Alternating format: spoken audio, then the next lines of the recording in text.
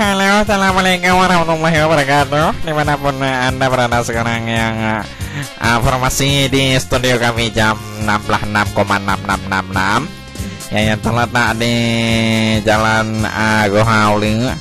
Iya. Selamat malam dunia dalam berita.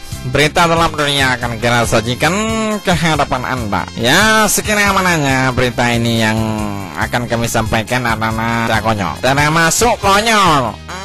Berita kali ini yang datangnya dari artis hot, pendatang baru. Akibat kena panas dia jadi hot. Ya, ini berita mancanegara. Seekor binatang purba yang hidup kembali di zaman ini, yaitu purbakala. Di zaman dulu, di zaman Israel dan Belanda, waktu itu binatang itu berdua-dua bermain-main. Sekarang dia hidup lagi. Ya, beritanya yang terungkap kamu dari Buno sampai Oronyo yang kamu angkat untuk kamu bahas. Jadi Jino beritanya dialihkan mentang ke orang lain.